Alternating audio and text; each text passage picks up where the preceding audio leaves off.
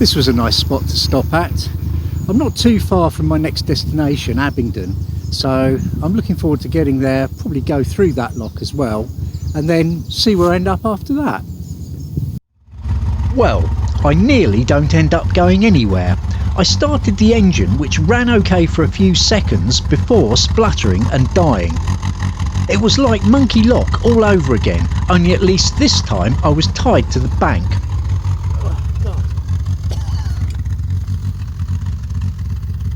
After some persistence and levelling the boat away from the bank, I've gotten the engine going again, but as you can see, it's not entirely happy.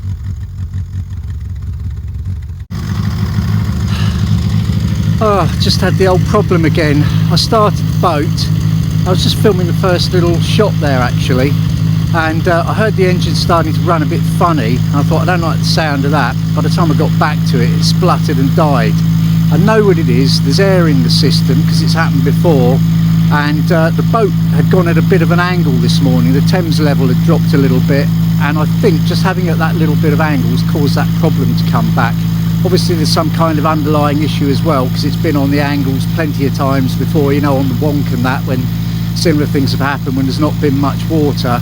But now it doesn't seem to like it very much, doesn't seem to like being, you know, tippy at all. So I didn't want to do all that business with undoing all the nuts and bleeding all the fuel through that guy showed me. So all I did was I just kept cranking it over. After that is, I levelled the boat up. I sort of pushed it out a bit further, and I've just got it on the centre line now, because obviously if it's not level then it's going to have that problem. So finally it sort of spluttered back into life, and it's going now. You can hear it roaring away like a good one behind me.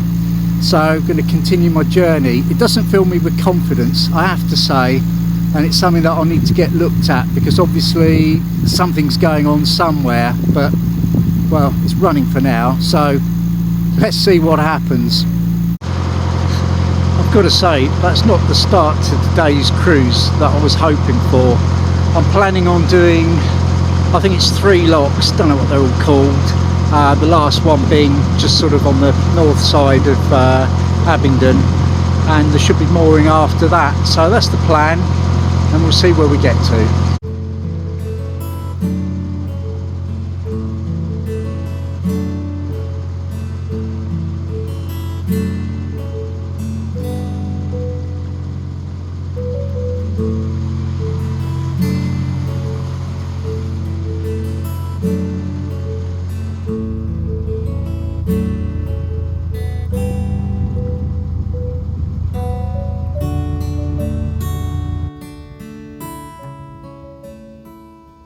I've arrived at Cullham Lock, and today, as has often been the case of late, the lock is self-service, which in a way I prefer. However, the crew of a boat waiting to lock down are eager to give me a hand. How can I refuse? Once more, my journey continues.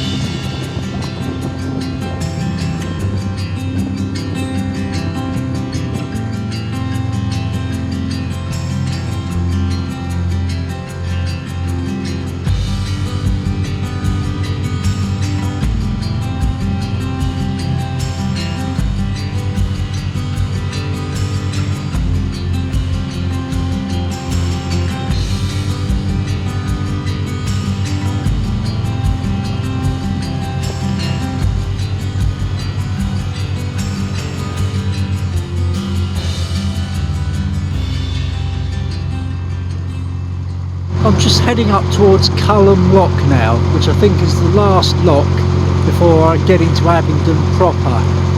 The weather's a bit of a mixed bag today. It's quite warm, quite sunny, and then suddenly it goes all cloudy and horrible. You know, usual thing really, I suppose. Not many boats about, very enjoyable.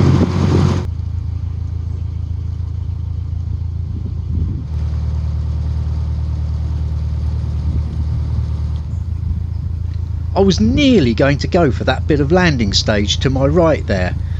Then I realised there's more after the bridge.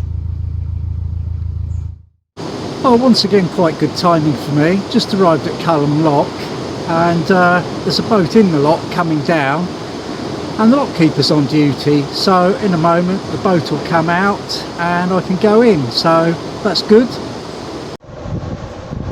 Water rushes from the empty lock. There's not one boat, not two boats, but 3 boats to exit the lock before I can make my entrance.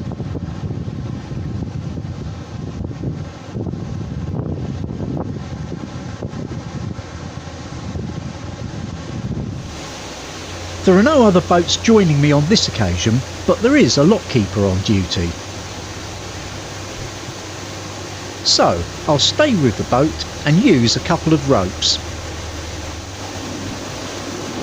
There goes the first inrush of water, and the boat begins to rise almost immediately. The deluge continues until once again all is calm as the lock reaches its fill. The weather has been so hot and so sunny that they have actually issued the lock keepers with parasols to stand under while they press the buttons. And with the gates open, I'm on my way again.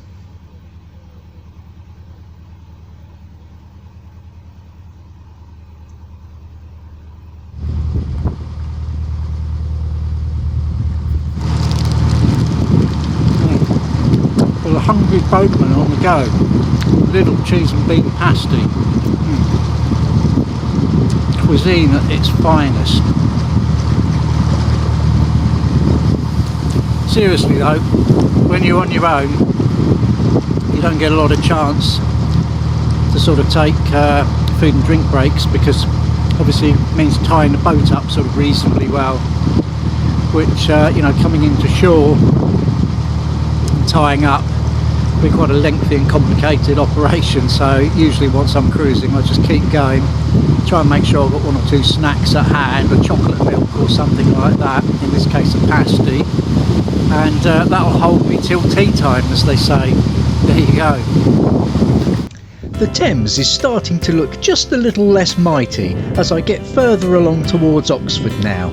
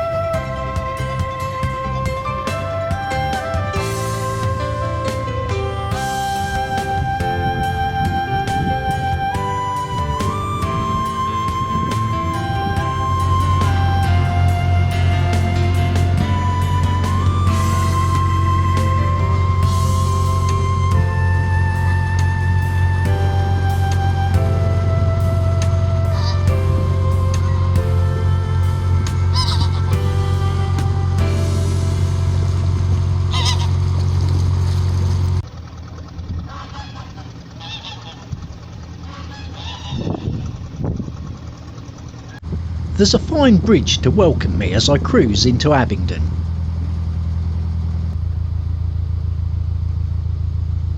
And yes, there's Abingdon Lock, directly ahead. It's the landing stage for me.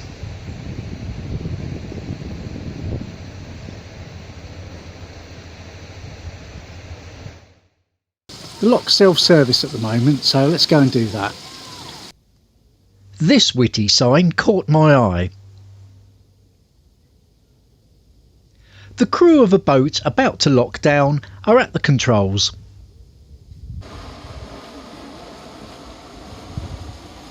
And this is what they look like if you're not familiar. I'm soon in the lock and joined by a couple of riverboats. Well, I have indeed been able to find myself a little spot to moor just north of Abingdon, which is perfect because I wanted to get that lock out of the way really, and then I'm sort of all set for tomorrow, a nice easy day. There was a few sort of places that looked promising on the Google map. Of course, you never really know until you get there. I saw a little snicket, which, you know, maybe it had my name on it, maybe it didn't. It has now. And I just managed to cruise in, thought I was going to run aground, but no, there's enough depth there. I've had to use the full sort of extent of the ropes. They're not sort of doubled through the pins and back aboard. They're just sort of down to the pins because it's there's a lot of weeds and, you know, all that kind of thing. Just one more pin to put in, centre line. I prefer to have all three lines attached, unless it's, you know, unless it's a really good mooring with sort of chains or whatever. You're better off to have three, because if anything happens to one, then, well, you've still got two left, haven't you? And there it is, and here I am.